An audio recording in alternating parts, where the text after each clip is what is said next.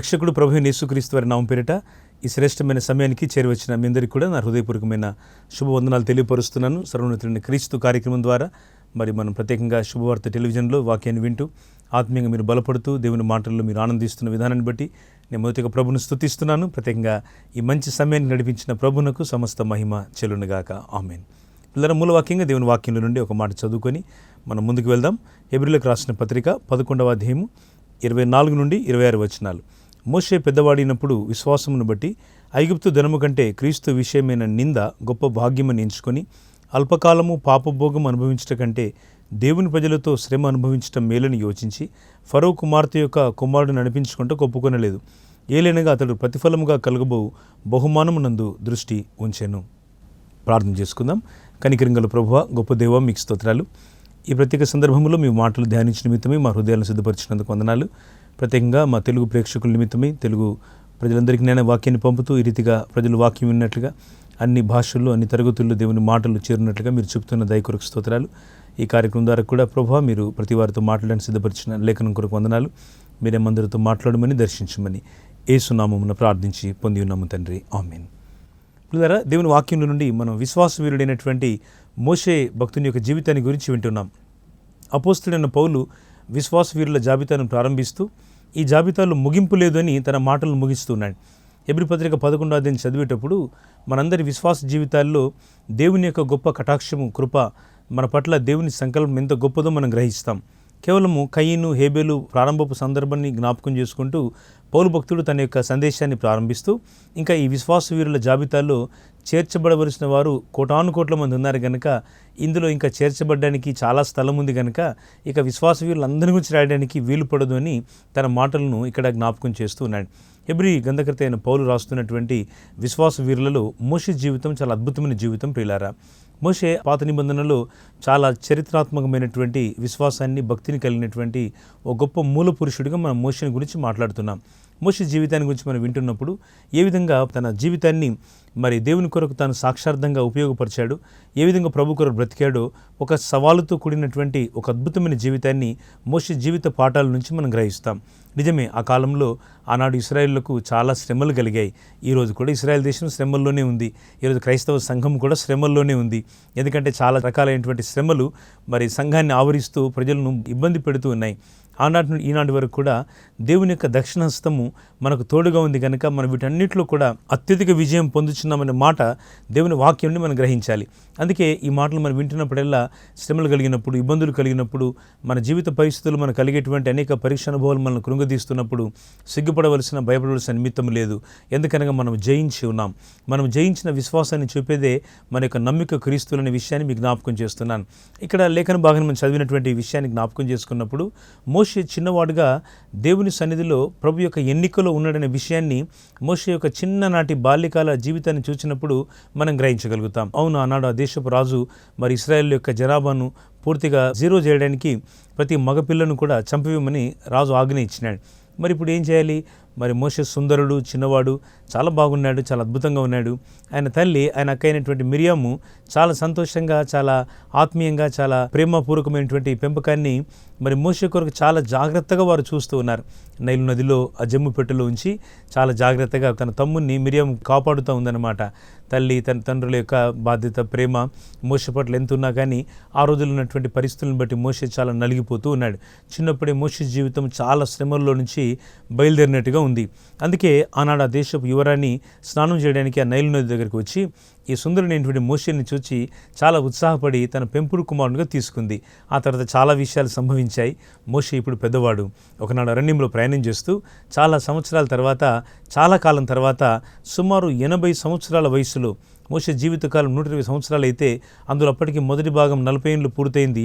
ఐగుప్తు రాజభవనాల్లో సౌఖ్యవంతమైన చాలా లగ్జరియస్ లైఫ్ను మోషే లీడ్ చేసినాడు.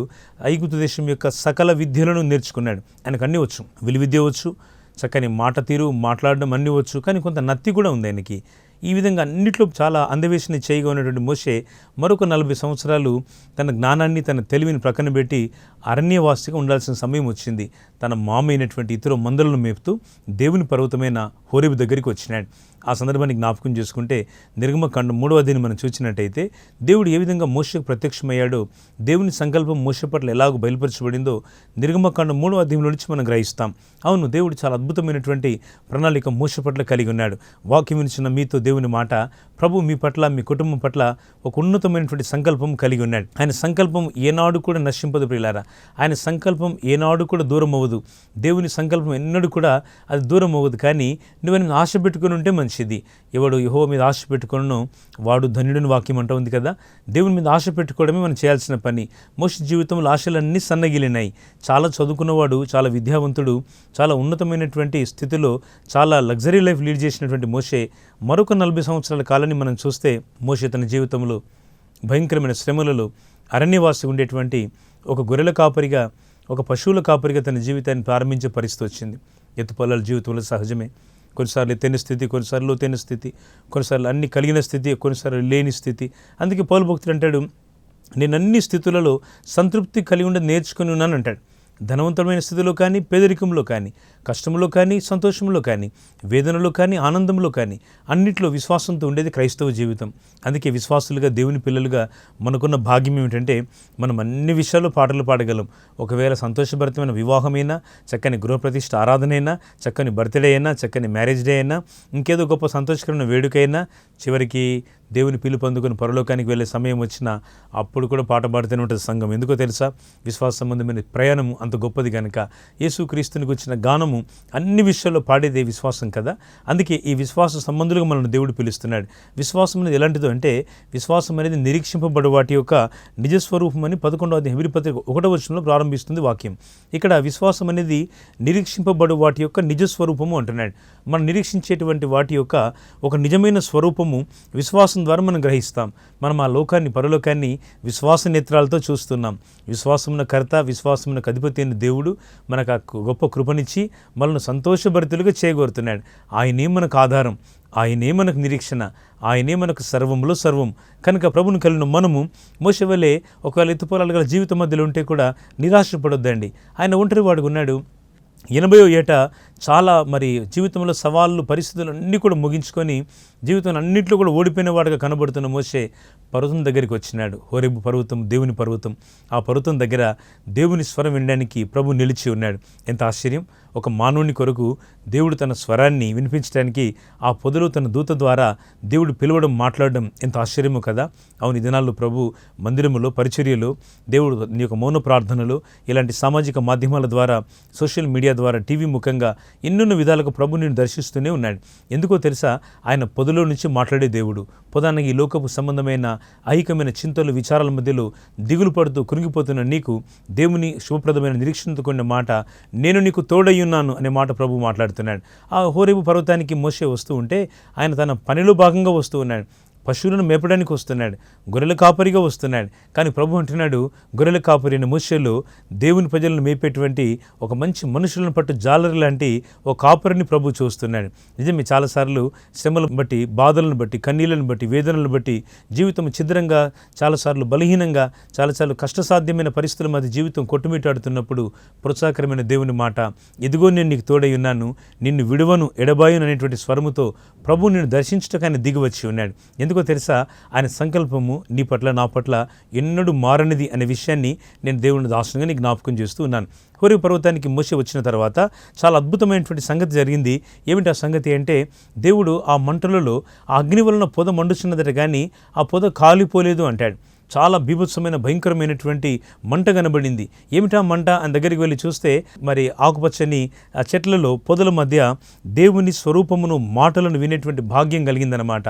పొదలు ఏముంటాయి? సాధారణంగా అరణ్యములో పొదలు ఏముంటాయి? పాములు ఉంటాయి, తేళ్లు ఉంటాయి, బండలు లాంటివి ఉంటే వాటి పక్కన దాక్కొని కుందేళ్ళు ఉంటాయి.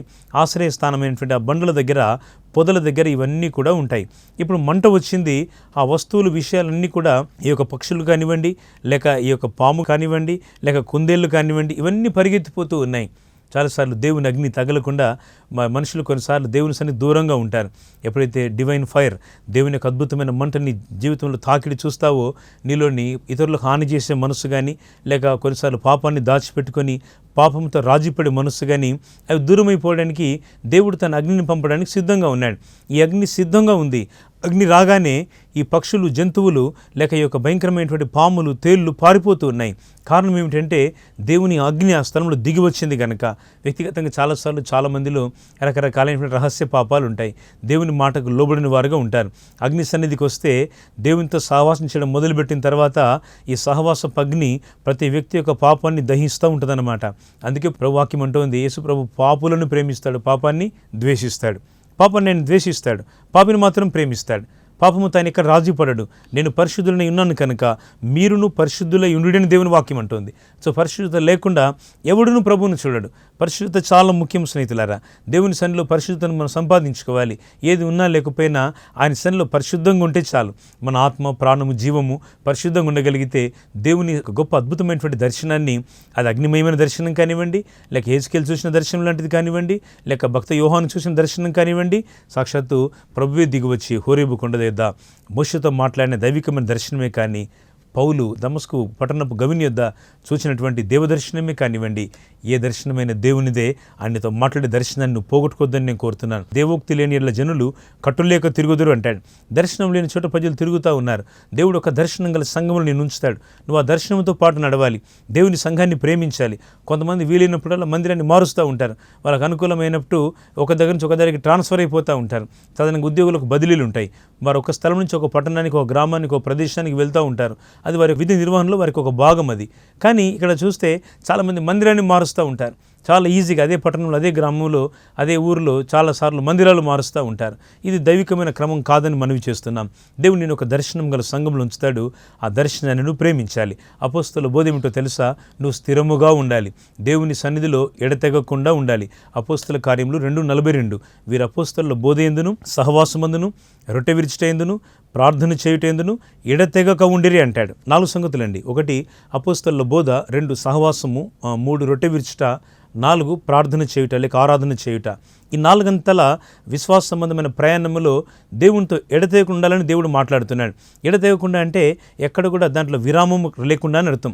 ఎక్కడ కూడా దేవుని మాటల నుంచి తొలగిపోకుండా అని అర్థం. కొంతకాలం విశ్వాసంలో ఉండి కొంతకాలం మళ్ళీ లోకంలోకి వెళ్ళిపోవడం విశ్వాసం కాదండి. ప్రభు సన్నిధిలో మనం ఎల్లప్పుడూ కూడా ఈ నీతివంతమైన విశ్వాసాన్ని ఎల్లప్పుడూ కూడా చేపట్టాలి. దేవుని సన్నిధిలో ఎప్పుడు కూడా మన ప్రభు సన్నిధికి దూరం అవ్వకుండా చూసుకోవాలి. అందుకే వాక్యం సెలవిస్తున్న మాట, అపోస్తలుల బోధలో మనం నిలిచి ఉండాలి. దేవుని బోధ వాక్యానుసారమైన బోధలో ఉండాలి. ఈరోజు చాలా చోట్ల సొంత బోధలే వచ్చినాయి. మనుషుల బోధలు ఎక్కువైపోయినాయి. దేవుని బోధకు స్థానం లేదు. లోకంలో లోకస్తులుగుంటూ దేవుని ఇంటికి వచ్చి దేవుని ప్రజలకు చెలామణి అవుతూ, ఒకవేళ దేవునికి నిలబడే సమయం వచ్చినప్పుడు, యేసు క్రీస్తు కొరకు నిలబడే సమయం వచ్చినప్పుడు 30 వెండి నాణాలకు యేసుప్రభుని అమ్మేసిపోయినాడు ఒక పితరుడు, ఒక పెద్ద ఆయన యేసుప్రభు శిష్యులు చాలా ముఖ్యుడు, యూదా ఇస్కరియోతు. అలాగ అమ్మేసిపోతున్నారు చాలామంది రోజుల్లో. 21వ శతాబ్దపు క్రైస్తవంలో ఉన్నటువంటి బలహీనత ఏంటంటే యేసుప్రభుని వాడుకోవడం. ప్రభుకి ఇష్టమైతే ఆయన బాగు చేస్తాడు, ఆయన మాట వినాలి, ఆయన సన్నిధిలో నడవాలి అనేటువంటి ప్రేమపూర్వకమైన విశ్వాసానికి బదులు ఎందుకు యేసు ప్రభువును అప్పగించే విశ్వాసం కనబడుతూ ఉంది. విచారకరం కదూ. చాలామంది ఈరోజు అదే పని చేస్తూ ఉన్నారు. కొంచెం బాధగలిగిన మాటలు చెప్పనివ్వండి. ఆత్మ సంబంధంగా మన జీవితాలు కట్టబడకపోతే ప్రభువులో మనం నిలిచి ఉండే విషయాలు అవి స్థిరంగా ఉండవు. ఏ విధంగా ఉంటుందంటే ఇస్కరియోతు యూదాలాగా ఉంటుంది. ఏం చేశాడు? ప్రభువును అప్పగించాడు, అమ్మేశాడు. యేసు ప్రభువును అమ్మేసి దాంతో డబ్బు తీసుకున్నాడు. వస్తువును అమ్మాడు, డబ్బు తీసుకున్నాడు. వస్తువు అమ్మినప్పుడు దానికి తగిన రుసుము వస్తుంది కదా, ఆ డబ్బు తీసుకుని దాంతో ఏం బాగుపడ్డాడు యూదా? తీసుకెళ్ళి ఆ డబ్బుతో పొలం కొన్నాడు. ఆ తర్వాత ఆత్మహత్య చేసుకొని కింద పడి చచ్చిపోయినట్టుగా దేవుని వాక్యం అపోస్తలుల కార్యం 1వ అధ్యాయం సాక్ష్యం చెప్తోంది. ఇక్కడ చాలామంది జీవితాలు అది జరుగుతూ ఉంది. ప్రభువును విడిచిపెట్టిపోతున్నారు కొంతమంది. ఆయన సన్నిధిలో ఆయనకి ఇష్టలుగా లేకుండా ఉన్నారు. ప్రభు బోధ కఠినంగా ఉంటే ఒక సమయంలో ప్రభు అంటాడు మీరు కూడా వెళ్ళిపోవాలని అంటుంటే ప్రభు మాట విని పేతురు అంటాడు, ఒక మాట అంటాడు, ప్రభు యోవాను యుద్ధకు వెళ్ళుదుము, నీవే నిత్య జీవపు మాటలు గలవాడవు, నీవే దేవుని పరిశుద్ధుడవు అని మేము విశ్వసించి ఎరిగి ఉన్నామంటాడు. హల్లెలూయా. విశ్వసించి ఎరిగి ఉండుట. నువ్వు విశ్వసించి ఎరిగి ఉండాలండి. దేవుని సన్నిధిలో నీ విశ్వాసం పరిపూర్ణతలోకి రావాలి. ఆయన సన్నిధిలో మరొక నెక్స్ట్ లెవెల్, తదుపరి దశలోనికి, ఇంక ఉన్నతమైన దశలోనికి ప్రభుకు రావడానికి నువ్వు తీర్మానం చేయాలి. అదే కదా విశ్వాసం అంటే. ఆ విశ్వాసపు ప్రయాణములో దేవుని కొరకు దినదినము బలము తెచ్చుకునే సాక్షి ఉండాలని దేవుడు ఆశపడుతున్నాడు. కొంతమంది ఎందుకు యేసు ప్రభువును నమ్మేసే విశ్వాసం కొందరిది. ప్రయాసపడి కొనుక్కొని కష్టపడి తనకున్న ధనాన్ని ఖర్చు పెట్టి ఒక మగ్దలేని మరియ అనే ఆమె యేసుప్రభు వారి యొక్క పాదములకు అత్తరును పూసి తన తల వెంట్రుకలతో తుడిచి ప్రభువును ఆరాధిస్తున్నది. అది కొంతమంది నచ్చలేదు. యేసుప్రభువును ఆరాధించడం కొందరు నచ్చదు. కొంత ప్రయాసపడడం కూడా నచ్చదు. ఏదైనా ప్రభు రాజ్యం కొరకు ప్రయాసపడి ఖర్చు పెట్టడం కూడా కొందరు నచ్చదు. దేవుని ఇంట్లో పరిచర్యలు, దేవుని రాజ్యం కొరకైన ప్రయాసములు కొంతైనా నేను వాడబడాలి అనేటువంటి ఆశ చాలామంది సన్నగిలుతోంది ప్రియులారా. ఈరోజు మళ్ళీ అదే పరిస్థితులు. యేసుప్రభు నమ్మేటువంటి కోణం బదులు యేసుప్రభు కొరకు ఖర్చు పెట్టి భక్తి జీవితాన్ని కొనుక్కొని ఒక ఆత్మ సంబంధమైన జీవితం, అది దేవుడు మనకు జ్ఞాపకం చేస్తున్నాడు. అందుకే మోషే తనకున్న సర్వం విడిచిపెట్టినాడు. ఆయన ఒక దేశానికి, ఒక ఐగుప్తు ప్రపంచాన్ని పరిపాలించింది. ప్రపంచ రాజకీయ చరిత్రలో ఆనాటి నుండి ఈనాటి వరకు కూడా మరి మనం చూసినట్టయితే సెక్యులర్గా అనేక పుస్తకాల్లో మనం చదువుతూ ఉంటాము, అనేకమైనటువంటి పాఠ్య గ్రంథాలు చదువుతూ ఉంటాము. ఈ యొక్క మరి ఫరో రాజ్యము లేకపోతే ఐగుప్తు రాజ్యము, ఫరో అనేది ఒక రాజు పేరు కాదు, అది ఒక చక్రవర్తి యొక్క బిరుదు అన్నమాట. ఈ చక్రవర్తి యొక్క బిరుదైనటువంటి ఫరో ప్రపంచాన్ని పరిపాలించినటువంటి ఒక పెద్ద అద్భుతమైనటువంటి రాజ్యం. మోషే ఏదో ఒక రోజు ఏదో ఒక సామంత రాజ్యానికి రాజయ్యేవాడు, ఏదో ఒక రాజరికంలో మోషే ఉండేవాడు. అన్నీ విడిచిపెట్టాడు దేవుని కొరకు. అరణ్యవాసిగా, ఒక పశువుల కాపరిగా జీవితాన్ని ఎన్నుకున్నాడు. పరిస్థితుల్లోకి దేవుడే నడిపించినాడు. ఎందుకో తెలుసా?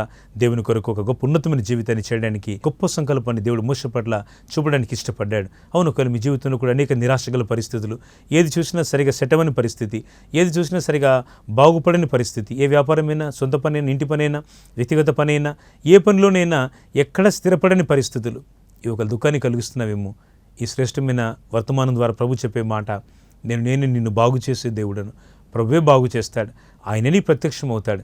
ఈ సందర్భాన్ని మీరు జాగ్రత్తగా విన్నట్టయితే, హోరేబు కొండ దగ్గర మోషే వచ్చి దేవుని స్వరం వింటూ ఉన్నాడు. చాలా అద్భుతమైన స్వరం. ఆ స్వరములో ఆ మాటలు ఈ విధంగా ఉన్నాయి: అగ్ని వలన పొద మండుచుండని కానీ ఆ పొద కాలిపోలేదట. ఏమిటి వింత అని మోషే చాలా ఆశ్చర్యంగా చూడడానికి వచ్చాడు. కారణం ఏమిటంటే, మోషే ఇదివరకు ఎన్నడూ చూడనటువంటి ఒక అద్భుతమైనటువంటి దృశ్యాన్ని చూస్తున్నాడు. అగ్ని మండుతోంది, ఆ యొక్క ఆకులు ఆకుపచ్చగానే ఉన్నాయి, ప్రకాశవంతమైన వెలుగుల మధ్య పొదగానే ఉంది, అగ్నిగానే ఉంది. ఎంత ఆశ్చర్యమైన సంభవం! మనం గమనిస్తే దేవుని సంఘమైనటువంటి మనము ఈ లోకంలో మండుతూ ఉండాలి. దేవుని కొరకు మండుతూ ప్రకాశించాలి. సంఘ పరిచర్య అయినా, కుటుంబ ప్రార్థన అయినా, ఆత్మ సంబంధమైన జీవితమైనా, దేవునితో నడిచే వ్యక్తిగతమైన నడకైనా, అన్ని సంగతులలో మండుతూ ఉండాలి. ఎక్కడైతే మంట ఉందో అక్కడ అద్భుతమైన ఫలితాలు ఉంటాయి. ఒక పెద్ద వంట చేయడానికి తగినంత మంట కూడా అవసరమే. ఒక పెద్ద వంట చేయడానికి చిన్న మంట సరిపోదు. ఒక పెద్ద పని చేయడానికి చిన్న విశ్వాసం, చిన్న చిన్న మాటలే సరిపోవు. చాలా గొప్పగా ప్రభుత్వం నిలబడే సమయం ఆసన్నమైంది. అందుకే 21వ శతాబ్దపు క్రైస్తవ్యపు మాట ఏమిటంటే, ప్రభు కొరకు నేను మండాలి, ప్రభు కొరకు నేను ప్రకాశించాలి. ఈ అద్భుతమైన మాట ప్రభు మనకు జ్ఞాపకం చేస్తూ ఉన్నారు. ఏమిటా మాట అనగా, మోషే తన యొక్క దర్శనాన్ని దేవుని సన్నిధిలో వింటూ ఉన్నాడు. అది ఎలాంటి దర్శనం అనగా, ఒక అద్భుతమైనటువంటి పరసంబంధమైన దర్శనం. దేవుడే స్వయముగా మాట్లాడుతున్నాడు. తన దూతను నంపి దేవుడు మాట్లాడుతున్నాడు. మోషే మోషే అని పిలుస్తున్నాడు. దీనికైనా ఎవరు అని అడగాలి ప్రశ్న. ఎవరు ప్రభువా లేక ఎవరు అడగాలి. కానీ మోషే అంటాడు, చిత్తము ప్రభువా అంటాడు. మోషేకు తెలుసు మాట్లాడుతుంది ఎవరో కాదు, సాక్షాత్తు ప్రభువే నాతో మాట్లాడుతున్నాడు. అవును, ప్రతిసారి ప్రభు నీతో మాట్లాడుతున్నాడు. ప్రతిసారి ఒకవేళ నువ్వు నిర్లక్ష్యంగా ఉన్నావేమో, ఆయన సన్నిధి పట్ల భయం లేకుండా ఉన్నావేమో, ఒకవేళ కొన్నిసార్లు నీ విశ్వాస ప్రయాణంలో దేవుని సన్నిధిలో యథార్థత లేకుండా ఉన్నావేమో, ప్రభు అందుకే పేరు పెట్టి మాట్లాడుతూ ఉన్నాడు. ఆయన పేరు పెట్టి దర్శిస్తున్నాడు, నిన్ను పిలుస్తున్నాడు. మోషే అనొచ్చు కదా, ప్రభు అంటాడు మోషే మోషే అని పిలిచారు. అంటే 2 సార్లు ప్రభు పిలుస్తున్నాడు. ఎందుకంటే నువ్వు రా, విను నా మాటలు అంటున్నాడు ప్రభు. కొన్నిసార్లు చాలామంది దేవుని సన్నిధి అంటే అసలు ఆసక్తి లేదు, దేవుని మాటలు వినడానికి ఆసక్తి చూపరు. లోకంలో సంగతులు అయితే చాలా టైం ఇస్తారు, తిరగడానికి, ప్రయాణం చేయడానికి, కబుర్లు చెప్పుకోవడానికి, టైంపాస్గా ఏ పని లేకుండా అటు ఇటు తిరగడానికి ఒక్కొక్క దినాన్ని వేస్ట్ చేసే వాళ్ళు చాలామంది ఉంటారు. అదే దేవుని ఇంట్లో పరిచర్య కంటే నాకు టైం లేదంటారు. దేవుని పరిచర్య బృందాల్లో పనిచేయాలంటే చాలా సంఘాలు, ఈరోజు ఒక సంఘం కాకుండా అనేక సంఘాలు ఉన్నాయి. అనేకమైన పరిచర్యలు, అనేక సంఘాలు, మా సంఘాల్లో కూడా దేవుని మహాకృపను బట్టి మాకు కూడా బ్రాంచ్ సంఘాలు, పరిచర్యలు దేవుడు ఇచ్చారు. అనేక వందలాది మంది గల విశ్వాసులు గల మందిరాలు దేవుడు మాకు ఇస్తూ ఉన్నాడు. ఈ విధంగా ప్రయాసపడుతుంటే ప్రభు కార్యాలు జరుగుతున్నాయి. మా పరిచర్య బృందాల్లో చాలామంది పనిచేస్తూ ఉంటారు. అప్పుడప్పుడు కొంతమంది సమయం ఉంటుంది కానీ రారు. వాళ్ళ సమయం ఉంటుంది కానీ ప్రభు ఇస్తారు సమయం, కానీ వాళ్ళు రారు. వాళ్ళకి చెప్తూ ఉంటాం, అయ్యా ఇది దేవుని సన్నిధిలో మీకు భాగ్యము, అమ్మ ఇది దేవుని సన్నిధిలో మీకు భాగ్యము, మీరు ఉపయోగపడడం దేవుని ఇంట్లో మీకు దీవెన అని చెప్తూ ఉంటాం. ఆ విధంగా ఉపయోగపడ్డ వాళ్ళు మంచి స్థానాల్లో దేవుని కొరకు చక్కగా నిలబడుతున్నారు. దేవునికి స్తోత్రం. కొంతమంది దేవుని పని అసలు పట్టించుకోరు. పౌలు రాస్తూ అంటాడు కదా, అందరూ తమ సొంత కార్యములను చూసుకొనిచున్నారు కానీ యేసుక్రీస్తు కార్యములను చూడరు అంటున్నాడు. ఈరోజు అందరికీ అదే, ఎవరి పనులు వారికి ఉన్నాయి. దేవుని పనుల గురించిన చింత ఎవరికి ఉంది? ఈరోజు మందిరాల్లో ఏదైనా పరిచర్యకు సంబంధించిన బాధ్యతలుంటే, వారం మధ్యలో కూడికలుంటే, పునరుత్థాన ఆదివారపు ఆరాధనలుంటే, దేవుని ఇంటికి రావడమే గొప్ప అయిపోయింది. ఈ రోజుల్లో చాలామంది దేవుని ఇంట్లో పనులను పట్టించుకోరు. ఆరాధనకు ముందుగా వెళ్ళాలి, దైవజనులు చెప్పిన సమయానికి ముందుగా వెళ్ళాలి, బస్టాండ్ ముందుకు వెళ్తారు, రైల్వే స్టేషన్ ముందుగా వెళ్తారు, ఎయిర్పోర్ట్కి అయితే 2-3 గంటలు ముందుగా వెళ్ళాలి. అవన్నీ క్యాలిక్యులేట్ చేసుకొని వెళ్తారు. మందిరానికి వచ్చేటప్పుడు ఆరాధనకు మాత్రం వారికి వీలైన సమయంలో వస్తుంటారు కొంతమంది. ఏమనలేం కానీ ఒక మాట చెప్పనివ్వండి, దేవుని సన్నిధిలో అజాగ్రత్తగా అశ్రద్ధగా ఉండదండి. యెహోవా కార్యములను అశ్రద్ధగా చేయవాడు శాపగ్రస్తుడగునుగాక అంటుంది వాక్యం. దేవుని పనులు అశ్రద్ధగా చేయొద్దు, అజాగ్రత్తగా చేయొద్దు. దేవుని సేవలోకి వచ్చిన నేను 26 సంవత్సరాలు అవుతుంది. నాటికి 26 సంవత్సరాల నా సేవ పరిచర్య జీవితంలో ఏ రోజు కూడా దేవుని పరిచర్యలో నా మీటింగ్స్ కానీ, నా సంఘ ఆరాధనలు కానీ, నేను పరిచర్య చేసేటువంటి ప్రదేశాలు కానీ, నేను కలిగినటువంటి నా యొక్క టైమింగ్స్ కానీ, ఏవైతే నా షెడ్యూల్ ఉంటుందో ఎక్కడ కూడా నేను ఆలస్యం అవ్వకుండా చూసుకుంటాను. నేను ఎప్పుడైనా డే 1 నుంచి కూడాను అలవాటు ప్రభు నాకు ఇచ్చాడు. అందుకే నేను ప్రభుని స్తుతిస్తున్నాను. ఎందుకో తెలుసా, నాలో భయం ఉంది. దేవుని సన్నిధి తప్ప ఇది వేరొకటి కాదు. దేవుని కార్యం ఇది. ప్రియులారా, దయచేసి దేవుని కార్యాలను పట్టించుకోండి. పెద్దలారా, సహోదరి సోదరులారా, దేవుని సంఘం మీరు ఒక బాధ్యత గల వ్యక్తులుగా ఉంటే మీరు ఏ పని కొరకు నిర్దేశింపబడ్డారో ఆ పనులను సక్రమంగా చేయడానికి మీరు ప్రయాసపడండి. ఒక దినం ప్రభు మీ ప్రత్యుపకారం చేస్తాడు. ఆయన ఏ ప్రత్యుపకారం ఇవ్వబోతున్నాడో ఆ మాటలతో ఈ సందేశం ముగించాలని పరిశుద్ధాత్మ దేవుడు నన్ను ప్రేరేపించారు. ఏమిటి ఆ మాటలు అనగా, దేవుని స్వరం వింటున్నాడు మోషే. ఆ స్వరం అంటుంది ఈ విధంగా, ఏ మోషే, నువ్వు నిలిచి ఉన్న స్థలం పరిశుద్ధ ప్రదేశం, నీ పాదంలోకున్న చెప్పులు విడువు అన్నాడు. చెప్పులు అక్కడ వేసుకొని వచ్చిన మోషేను దేవుడు విడువమంటాడు. చెప్పులు అనగా లోకంలోని మాలిన్యత. మనం ఎంత శుభ్రమైన చెప్పులు వేసుకున్నా, ఖరీదైన వేసుకున్నా, ఒకసారి బజార్లో అలా వెళ్ళి ఇలా వచ్చేసరికి అవి మలినమైనవిగా, దుమ్ముగలవిగా మారుతాయి. ఎందుకంటే లోకంలో దుమ్మంతా చెప్పుల కిందే ఉంటుంది కనుక. లోకంలో నడుస్తున్న మట్టి పాదములు గలవారమే ఈ పాదాలను శుభ్రపరచుకోండి. శుభ్రపరచుకోవాల్సిన బాధ్యత మనందరి మీద ఉంది. ఈ పాదాలను కడిగి వేసుకోవాలి. మనం దేవుని దగ్గరికి వచ్చి ఈ పాదాలను శుభ్రంగా ఉంచుకోవాలి. శుభ్రంగా కడగాలి మన పాదాలను. ఎందుకో తెలుసా, ఈ పాదాలు ఎటుడో తిరుగుతూ వస్తూ ఉన్నాయి. చాలామంది జీవితాల్లో దేవుడిచ్చిన ఈ పరిశుద్ధ ప్రదేశంలో, పరిశుద్ధ భూమిలో యథార్థమైన మనసుతో జీవించే ఆశ లేని రోజుల్లో మనం ఉన్నాం. ప్రజలారా, ఇదొక సవాల్తో కూడిన సందేశం. దేవుని కొరకు మనం ప్రకాశించాలి. దేవుని కొరకు నీవు లేవాలి.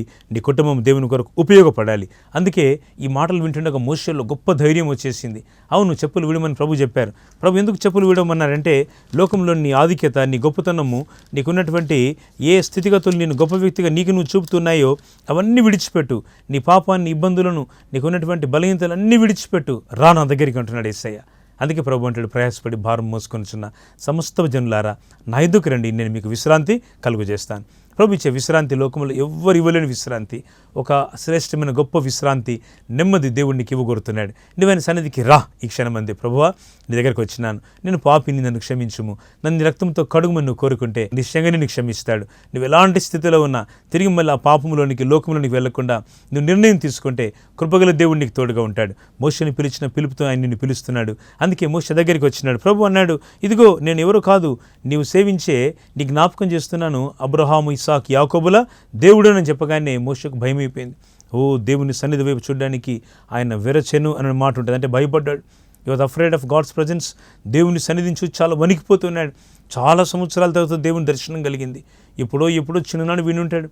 ఐగుప్తు దేశంలో తాను చక్కగా లగ్జరియస్గా ఉన్నప్పుడు, సౌఖ్యవంతంగా ఉన్నప్పుడు, చాలా విలాసవంతమైన జీవితాన్ని చేస్తున్నప్పుడు ఎప్పుడో ఎవరో చెప్పుంటారు ఇశ్రాయేలు దేవుని గురించి, వినుంటాడు. కానీ 40 సంవత్సరాల తర్వాత తన ఆశలు, తన యొక్క ఆలోచనలన్నీ కూడా శిథిలమైపోయిన తర్వాత, ఒక గొప్ప వెలుగుతో దేవుని యొక్క సన్నిధి చూసిన తర్వాత, ఇక ప్రభు సన్నిధిలో ఆయన మాటలను వింటూ దేవుని వైపు చూడడానికి భయపడ్డాడు మోషే. మనలో రెండో లక్షణం భయం ఉండాలండి. దేవుని సన్నిధి అంటే మనకు భయము, భక్తి చాలా అవసరం. భక్తి లేని చోట, భయం లేని చోట దేవుడు ఉండలేడు. ఇక్కడ మోషేతో ప్రభు మాట్లాడుతూ, నేను ఐగుప్తులో ఉన్నటువంటి నా ప్రజల యొక్క బాధను, కన్నీళ్లను నేను చూసినాను. వారు తమ జీవితాల్లో ఉన్నటువంటి ఆ యొక్క వెట్టి పనులను బట్టి వారు పెడుతున్న మొర నా సన్నిధికి వచ్చింది. మోషే, నువ్వు వారిని విడుదల చేయి అన్నాడు. నిజమే ప్రజలు, ఈ రోజుల్లో సాతాను అనేకులను వెట్టి పనులతో ఉంచుతున్నాడు. అన్నాడు ఐగుప్తులు ఇశ్రాయేలును పీడిస్తే, బాధిస్తే, కొట్టి చంపితే, భయంకరంగా ఉంచితే ఈరోజు అదే పరిస్థితులు జరుగుతున్నాయి. ఎందుకంటే పాపం చేత మనుషులు అనేక మంది, యవనస్తులు కొంతమంది మత్తు పదార్థాలకు బానిసలు అవుతున్నారు. కొంతమంది త్రాగుడికి, వ్యభిచారానికి, చెడ్డ పనులకు, లోకంలో అనేక పాపాలు మనుషులను దేవునికి దూరంగా తీసుకొని పోతున్నాయి. దేవుడు ఒక గొప్ప పరిశుద్ధమైన నిబంధన కొరకు ఎదురు చూస్తున్నాడు. ఆ నిబంధన నీతో నాతో చేటుకు ప్రభు ఆశపడుతున్నాడు. ఆ నిబంధన ఏందో తెలుసా? కొత్త నిబంధన, ఒక నూతనమైన నిబంధన దేవుడు చేయబోతున్నాడు. నువ్వు యొక్క నిబంధనలోకి రావాలని దేవుడు ఆశపడుతున్నాడు. మన దేవుడు నిబంధన దేవుడు. పాత నిబంధన, కొత్త నిబంధన, ఇప్పుడు నీవు దేవునితో చేసే నిబంధన. ఈ సందేశం తర్వాత ప్రభుత్వం ఒక నిబంధన చేయాలి. ప్రభువా, నేను ఇతో ఒక నిబంధనలోనికి వస్తున్నాను. నీవే నా దేవుడవు, నా ప్రభు. నేను నమ్ముకుని చాలా కాలం అయిందేమో, క్రైస్తవ విశ్వాసిగా నా జీవితాన్ని కొనసాగిస్తూ బహుశా 50 ఏళ్ళు అయిందేమో, 60 ఏళ్ళు అయిందేమో, ఎక్కువ కాలం అయిందేమో, లేక ఇంకా చాలా సంవత్సరాలు ప్రభుని సేవిస్తున్నానేమో. కానీ ప్రభువా, ఒక నూతన నిబంధన ఈరోజు నీతో చేయగోరుతున్నాను. ఏమిటా నిబంధన తెలుసా? నీ మాట నేను వింటాను, నీ కొరకు నేను బ్రతుకుతాను, జీవిస్తాను. నా ఆయుష్కాలం అంతయు ప్రభువా నీ కొరకు, నీ రాజ్యం కొరకు నేను ప్రయాసపడతాను. ఒక గొప్ప నిరీక్షణతో మన మాటలు ఈ సమయమందు దేవుని సన్నిధిలో మనము అప్పగించాలని, ప్రకటించాలని ప్రభు ఆశపడుతున్నాడు. అందుకే దేవుడు మోషేకు తన దర్శనం ఇచ్చినాడు.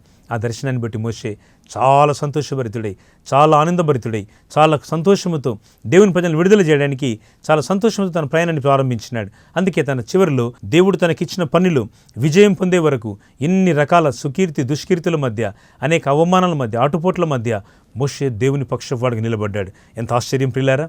మన దేవుడు శ్రేష్టమైన కార్యాలు చేయగల దేవుడు. అందుకే మనం గమనించినట్టయితే మోషే ఆ అద్భుతమైనటువంటి దేవుని యొక్క ప్రణాళికలు ఉన్నాడు కనుక క్రీస్తు విషయమైన నింద అంటాడు. ఆ శ్రమలు తన కలుగుతున్నప్పుడు ఐగుప్తులోని ప్రజల వలన వారిని తీసుకుని వచ్చేటప్పుడు తనకు కలిగిన బాధలను బట్టి మోషే నలిగిపోతున్నప్పుడు క్రీస్తును స్మరిస్తున్నాడు. క్రీస్తు అప్పటికి లేడే, అంటే క్రీస్తు ప్రభుకి రాకడి ఇంకా రాలేదే అప్పటికి యేసుగా మానవుడిగా. రమారమి 5,000-6,000 సంవత్సరాల క్రితం యేసుప్రభు వారి యొక్క జననానికి ముందుగా మోషే నమ్ముతున్నాడు, విశ్వసిస్తున్నాడు, నా రక్షకుడు నా కొరకు రాబోతున్నాడు. ఎంత అద్భుతమైన సాక్ష్యం ప్రియులారా! ప్రభు కొరకు చేసే ప్రతి ప్రయాసం కూడా అలాంటి ఉన్నతమైన విలువలతో కూడినది ఉంటుందని దేవుడు అంటున్నాడు.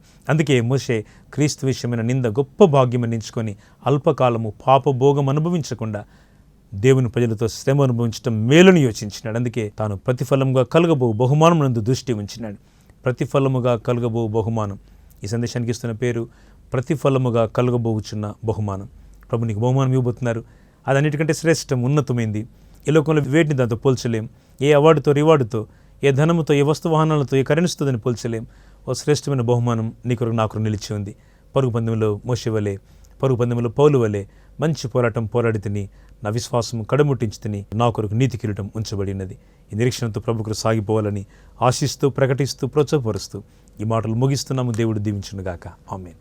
ప్రార్థన చేసుకుందాం. కనికరింగలు మా ప్రభువా, అద్భుతమైన సమయాన్ని బట్టి వందనాలు. ఈ అద్భుతమైనటువంటి ప్రభువా, మరి సందేశం ద్వారా మా హృదయాలను తెప్పరిల్లు చేస్తూ మీ మాటలు మాతో బోధపరిచినందుకు వందనాలు, స్తోత్రాలు. రాజాగ్ని బట్టి భయపడక స్థిరబుద్ధి గలవాడి దేవుని నమ్మిక ఉంచి ఏ రీతిగా ప్రభువా మీకు సాక్షి నిలబడ్డాడు మోషే వలె, ఈ తరంలో ప్రతి కుటుంబం, ప్రతి బిడ్డ ఈ వాక్యం ఇచ్చిన ప్రతి వారు బలం పొందినట్టు సహాయపడండి. ఈ కార్యక్రమాన్ని స్పాన్సర్ చేసిన కుటుంబాన్ని దీవించండి. అనేక వేలాది ప్రజలకు, లక్షలాది ప్రజలు, తెలుగు ప్రజలకు వాక్యం అంతుండగా ఈ ప్రజల యొక్క భాగస్వామ్యానికి ప్రోత్సాహకరమైన దీవెనలు మీరు ఇస్తాను వాగ్దానం ఇచ్చారు. ప్రతిఫలంగా కలుగబో బహుమానం వారికి కూడా దయచేయండి. ఈ మరోసారి నేను చూడొచ్చిన సంపూర్ణ స్వార్థ సంఘముల పరిచయాలను దీవించండి. మా తెలుగు ప్రజలకు, మా భారతదేశానికి, సమస్త మానవాళికి మేలు రక్షణ దయచేయండి. ఇదని జన్మదినోత్సవం జరిపించుకొంచిన మా ప్రియులకు రక్షణ, సంతోషం, ఆనందము, దీవెన దయచేయండి. దుఃఖములో, వేదనలో, ఇబ్బందులలో, ప్రమాదాలలో దెబ్బలు తిని ఇబ్బందులు పడుతూ ఎవరి సమస్యలు వారందరిపైన మీ దక్షిణహస్తం, దయగలహస్తం తోడుగా ఉంచి నడిపించండి. యేసు నామమున ప్రార్థించి పొందుకొని నమ్ము తండ్రి. ఆమేన్. మీ అందరి హృదయపూర్వకమైన వందనాలండి. దేవుని మీరు దీవించును గాక. ఆమేన్.